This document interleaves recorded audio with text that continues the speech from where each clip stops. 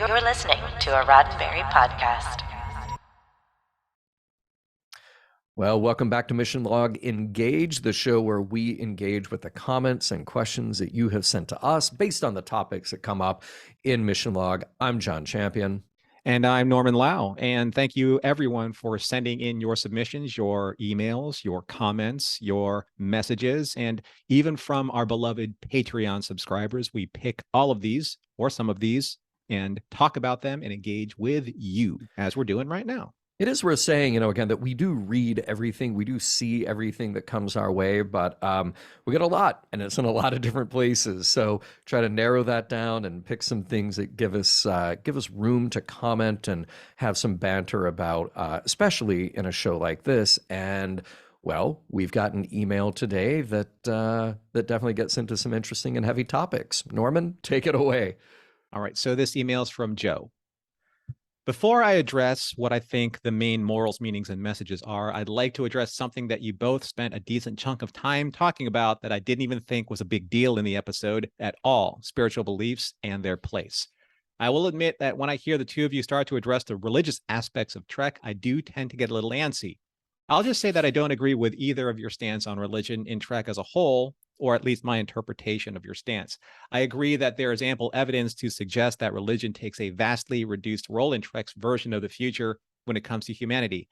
However, I would also say that there is ample evidence that religion and spirituality do exist for humans, and that there are humans who still hold to that for the same reasons they do today. I think that the comments made on the bridge between Janeway and Chakotay about spirit guides and such were completely appropriate.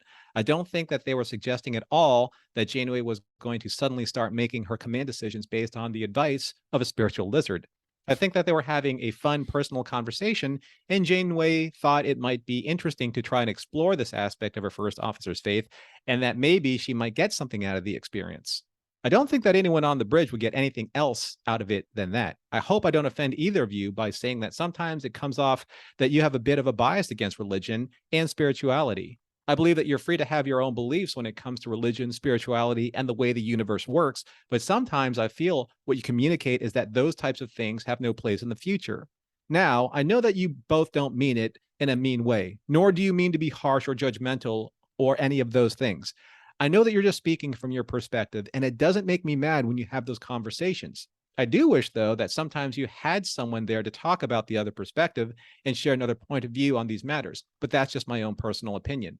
One thing that we all can agree on, however, is that though I don't know a ton about Native American spirituality and beliefs, I don't have a ton of confidence that it's well represented in Voyager.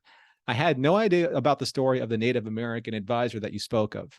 That story makes so much sense with how I felt about the hokey way that they present Native American beliefs throughout the show.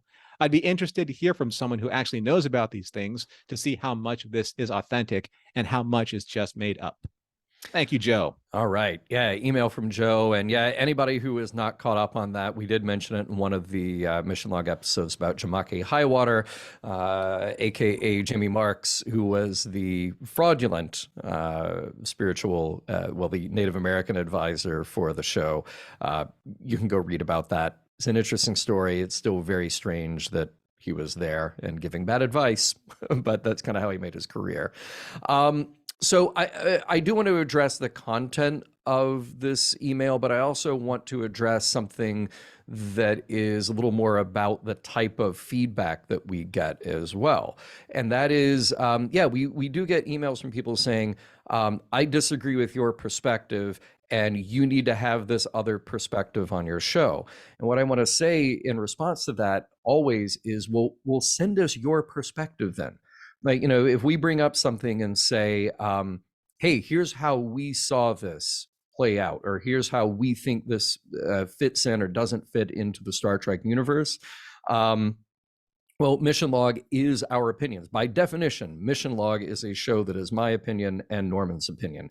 That's how the show works. So if there is some other perspective that you would like to lend to it, that's what this forum is for. That's what the email and Patreon and Facebook and everywhere else, that's why we have that, is so you can say, ooh, I have this other interpretation of what's going on here. I have another point of view about that, which is a very different thing. And I'm not saying that you're doing this here, Joe, but we do get emails like that just saying, I don't like your opinion on this. Okay, well, but what we need is for you to fill in the blank about the other perspective. Right. Don't tell us what you don't like. Tell us what you do like. Yeah. Right? Because the whole idea of this being a dialogue is that you are then in effect filling in the blanks there. And because the show is our opinions and because it is our perspectives, and we watch the episodes and then have the great privilege of getting to have a conversation every week about those. We're going to bring our points of view, and my biases absolutely creep into the conversation the way that they should and would, just as Norman's would as well. How dare you have an opinion? I know about your opinion. I know. I don't understand. Tell me what you do like, John. Tell me what you do like. Okay, well, what I do like is that we have a diverse crew with a diverse set of beliefs and opinions that then get to inform what happens in an episode. So I would still very much make the case, and Joe, you can correct me if I'm wrong here, I would still very much make the case that Star Trek as a whole tends to lean toward quite heavily a secular, logical, scientific point of view about how to solve problems, and particularly when they are those humanistic problems, that tends to be the playbook. It's very rare, Chakotay here being a great example, a great exception to that. It's very rare that a character then comes along and says, ooh, let me check in with my spiritual beliefs about how to solve an issue, about how to get from A to B, about how to do this thing that is perplexing me. So I think it's great that we have that. I think, Norman, where you and I were kind of questioning how this plays out is, do you have that conversation on the bridge, given that there are other people on the bridge who may not share the same set of opinions or the same set of beliefs? And I think we can come down very equally on two sides of this and say, okay, well, on the bridge of a starship with a scientific mission, most likely they're going to lean toward the scientific explanation or course of action at hand. But you can also equally say, hey, but it's Starfleet. Starfleet is full of diverse ideas and opinions. Somebody else's opinion about how to resolve this is equally valid. And, in the context of the scene, Chakotay is certainly not, jamming his beliefs in Janeway's face. He's just saying, like, hey, here's something I do. And much to her credit, separate from that, she experiences it. So, yeah, it's not that, at least speaking for me and speaking for what Joe is singling out in this email, it's not that I have an issue with religion per se. I have an issue with religion when it's written badly and inconsistent. And I have pointed that out, and I will continue to point that out, because that is what I feel that is necessary to do, because you have to either write it the right way or don't write it at all. Because the thing is, it leaves you in this nebulous position of, well, it's religion that's acceptable, but I'm like, it's not, because it's inconsistent. I will have that argument all day long, any day, And we certainly ran into that with DS9. Exactly, exactly. Yeah. And I don't want to go down that rabbit hole. But for this particular instance, I don't really have a problem with what Chakotay is saying or what Janeway is exploring. My issue is that is not, in my opinion, because there's earshot of everybody. Yeah, that's just not bridge talk. Right. It's like there's that one scene where Harry was really excited about something that he was going to do. And then Tuvok shoots him an IM and says, that is inappropriate behavior because, you're being excited. We shouldn't show that on the bridge. Yeah. Well, if that's okay, why is talking about like lizards and digital peyote okay? Yeah. Right. Yeah. Is it because the captain and the first officer is saying it? Then if that is, then that's elitist. Right. Yeah.